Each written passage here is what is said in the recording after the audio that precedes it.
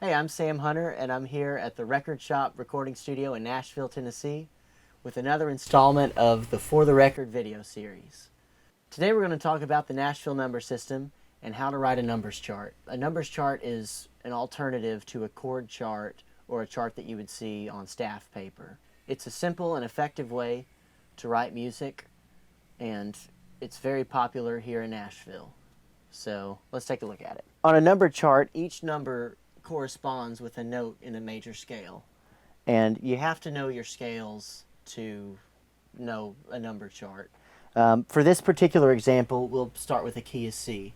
Not all charts are going to be in the key of C, but this is just a really easy example to start with. So you've got your C major scale, which is C, D, E, F, G, A, B. So for each of those notes, you've got a number. So C would be 1, D would be 2, E is 3, F is 4, G is 5, A is 6, and B is 7. And then it repeats itself. You'll never see a number 8 on a chart or anything like that.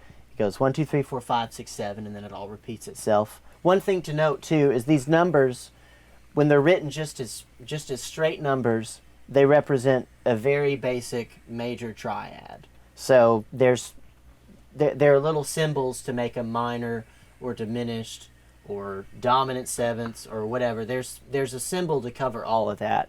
And just a quick example of that, let's say the 1, let's say it's a C minor rather than a C major. So all you do, come down here, you write 1 and then a little minus sign.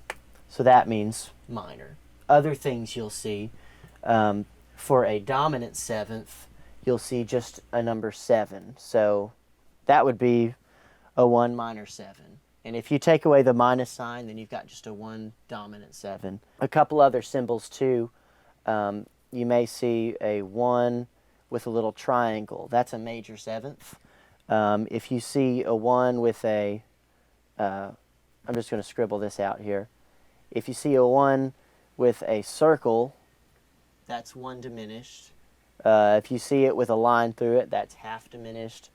If you see a plus next to it, that's augmented. Those are the same symbols you'd see with a chord chart, so a lot of that carries over. And of course you have things like sharp 1 and maybe flat 1 or flat 2 or whatever.